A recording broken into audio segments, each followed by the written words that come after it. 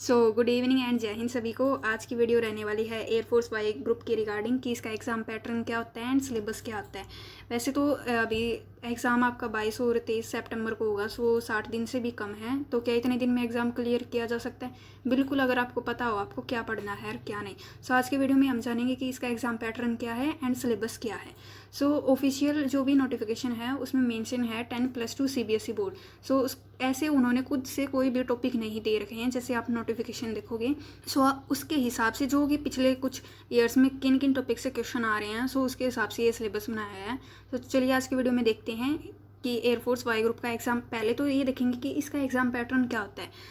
Air force Y group का exam pattern, इसमें 2 ही subject होते हैं।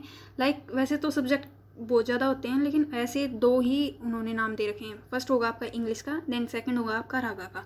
इंग्लिश में होते हैं 20 क्वेश्चन, 20 मिनट का ही टाइम मिलेगा आपको एंड एक क्वेश्चन 1 नंबर का होता है। इसमें सेक्शनल टाइमिंग है, मैं बता दूंगी वो बाद में। रागा में होता है रीजनिंग आपका, मैथ्स कौन सा होगा, अर्थमेटिक का भी होगा एंड 2-3 क्वेश्चन एडवांस के भी आते हैं। एंड होगी जनरल अवेयरनेस, जिसमें general science, history, political and geography, current affair वगैरह के क्वेश्चन आते हैं। इसमें होंगे 30 क्वेश्चन एंड आपको इसके लिए टाइमिंग मिलेगा 25 मिनट्स। 25 मिनट के अंदर आपको रागा का सेक्शन करना है। इंग्लिश का सेक्शन आराम से 20 मिनट के अंदर कर लोगे, चाहे जिसको कुछ आता हो या नहीं आता हो। जिसकी स्पीड ज़्यादा, मतलब मॉडरेट स्पीड हो, वो भी कर लेगा। लेकिन रागा में आपको ज़्यादा प्रैक्टिस करनी पड़ेगी एंड आपको ज़्यादा क्वेश्चन लगाने पड़ेंगे, तभी जाके आप रागा का सेक्शन 25 मिनट्स में कर पाओगे। एंड ये जो टोटल होता है आपका 50 क्वेश्चन होते हैं, 50 मार्क्स के होते हैं एंड टोटल टाइमिंग मिलेगा आपको 45 मिनट्स। आप 20 मिनट का आपको सेक्शनल टाइमिंग मिलेगा इंग्लिश में। उसके बाद में आप वो सेक्शन दोबारा से अटैम्प्ट नहीं कर सकते इंग्लिश का।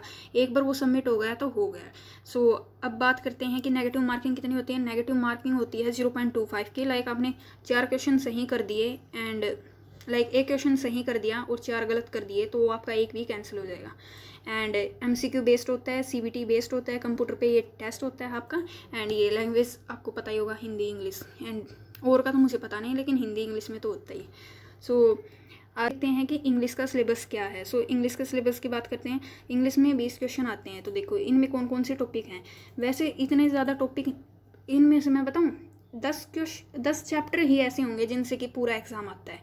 बाकी अगर किसी को ये है कि भाई मुझे पूरा सिलेबस ही करना है, उसके लिए ये वीडियो रहने वाली है। अगर आपको इंपॉर्टेंट टॉपिक जानने हैं कि भाई 60 दिन में कौन कौन से टॉपिक पढ़ें जिससे कि आपकी सेक्शनल कट ऑफ है या फिर जो भी आपकी स्टेट वाइज कट ऑफ है वो आराम से क्लियर हो जाए, उसके लिए बता देना। मैं अलग से वीडियो बना दूंगी इंपॉर्टेंट टॉपिक के हर सब्जेक्ट के, क्योंकि ऐसे वीडियो लेंथी हो जाएगी एंड मुझे पता भी नहीं कि आपको चाहिए वो वीडियो या नहीं। मैं शूट कर लूँ एंड आप लोग कहो ही ना, वो तो अलग बात है। देखो इसमें नाउन आता है आपका, प्रोनाउन, वर्ब। ये कैसे आते हैं नाउन प्रोनाउन? ये एरर के रूप में आते हैं। कोई आपने कह दिया कि the scenery of Kashmir is very beautiful, तो वहाँ सीनरी की जगह सीनरीज कर देगा, क्योंकि ये अनकाउंटेबल नाउन है, इसको आप प्लूरल टाइप में नहीं लिख सकते। एरर हो गया। ऐसे इनकी एरर के क्वेश्चन आते हैं। ऐसे स्पेसिफिक कोई भी नहीं पूछेगा कि भाई नाउन क्या होता है। डेफिनेशन वगैरह पढ़ने का कोई भी फ़ायदा नहीं है, रूल वगैरह देख लेना। And verb, adjective, degree, determiner, adverb, preposition, conjunction, modal verb, subject verb agreement, जिसको सिंटैक्स भी कहते हैं मोस्टली। ये इंपॉर्टेंट टॉपिक आपका। देन नरेशन, वॉइस, ये भी इंपॉर्टेंट है। Tense, article, question tag, word formation, comprehension and PQRS। And ये तो हो गया ग्रामर का। एंटोनियम भी आते हैं आपके, सिनोनियम्स भी आते हैं एंड OWS आते हैं, वन वर्ड सब्सटीट्यूशन, एंड आता है आपका ईडियम्स वगैरह आते हैं। एंड एक आता है स्पेलिंग का क्वेश्चन। 4 स्पेलिंग दे देंगे, आपको बताना होगा कि इनमें से करेक्ट कौन सी है। मेरे वाले एग्जाम में तो लाइब्रेरी की ही स्पेलिंग थी जो लास्ट टाइम हुआ था। ये तो है आपका ग्रामर सेक्शन और ये आपका रीडिंग सेक्शन। एंड उसके बाद में ये यहाँ पे लिखने ही रखा था, तो मैंने बता दिया। Antonym, सिनोनियम, idioms, one word substitution and एक स्पेलिंग का क्वेश्चन आता है। ये आता है वोकैब के अंदर। एंड वोकैब के लिए कोई कह रहा है, चलो वो मैं बाद में ही बताऊंगी वोकैब कैसे करनी है। अगर आपको हो तो डिटेल स्ट्रेटेजी ईच सब्जेक्ट की तो वो बता देना। अब बारी आती है रागा के सेक्शन की। रागा के सेक्शन में क्या होता है, मैंने बताया था ना आपको क्या होता है। एक तो रीजनिंग होता है आपका, दूसरा होता है मैथ्स एंड तीसरा होता है जनरल अवेयरनेस। जनरल अवेयरनेस में आती है हिस्ट्री, पॉलिटी एंड बता दिया था मैंने, हाँ मुझे याद नहीं रहा। रीजनिंग में कितने क्वेश्चन आते हैं इनके, मैं वो भी बता दूंगी लाइक है ना 30 क्वेश्चन आएंगे आपके टोटल इनमें से। तो रीजनिंग के आएंगे 15 क्वेश्चन, जिसमें से 10 होंगे वर्बल के एंड 5 होंगे नॉन वर्बल के। नॉन वर्बल यानी कि जो फिगर वाली सीरीज होती है ना वो, एंड 10 होंगे वर्बल के। सो इसमें कौन कौन से टॉपिक हैं आपके? Numerical series, distance and direction, mathematical operation, number, ranking, coding, decoding, ये इंपॉर्टेंट आपका। रिलेशन का भी एक क्वेश्चन आता है, एंड वो वेन डायग्राम का भी आपका क्वेश्चन आता है। Odd one out, mutual relation problems, ये डिक्शनरी वर्ड्स, लाइक है ना डिक्शनरी वर्ड का ऐसे 4-5 दे देंगे वर्ड्स कि इनको अरेंज करो अल्फ़ाबेटिकल ऑर्डर में, एनालॉगी, ये आप देख लेना, नंबर कोडिंग। तो ये है आपका सिलेबस। एंड नॉन वर्बल में लाइक फिगर सीरीज, मिरर वाली आ गई, पेपर फोल्डिंग के आगे, पेपर कटिंग के आगे, तो नॉन वर्बल में वो टॉपिक होते हैं। अगर आपको इंपॉर्टेंट टॉपिक जानने हैं ना कि लाइक जिनमें से क्वेश्चन एग्जैक्ट आ जाते हैं, लाइक अब कई टॉपिक ऐसे होंगे, लाइक इसमें ही बता दूं मैं, इंग्लिश में कौन सा बताऊं मैं, हाँ, कि क्वेश्चन टैग से कभी क्वेश्चन आ गया, कभी नहीं आया, कभी आ गया इस इनटेक में आ गया, अगले में नहीं आया, उस शिफ्ट में आ गया, उसमें नहीं आया। लेकिन वॉइस नरेशन ऐसे टॉपिक हैं जो हर शिफ्ट में आएंगे। तो ऐसे आपको इंपॉर्टेंट टॉपिक करके जाने हैं अगर आपका सिलेबस अभी तक पूरा नहीं हुआ है। सो मैथ उसका मैंने बता दिया आपको। रीजनिंग का ये टॉपिक हैं आपके रीजनिंग के, आप स्क्रीनशॉट ले सकते हो। देन आपका मैथ में आता है मैथ आपका कौन सा आता है? अर्थमेटिक वाला मैथ आता है, एंड एडवांस के भी आते हैं 2-3 क्वेश्चन। एडवांस वाला वो नहीं, 11th-12th वाला, ये मेंसुरेशन, ट्रिग्नोमेट्री, ये वाले टॉपिक आते हैं इसके अंदर। सो देखते हैं। नंबर सिस्टम होगा आपका, सिंप्लीफिकेशन हो गया, लाइक नंबर सिस्टम में एलसीएम, एचसीएफ, ये इसी के अंदर आता है नंबर सिस्टम के अंदर, अगर आपने पढ़ा हो तो।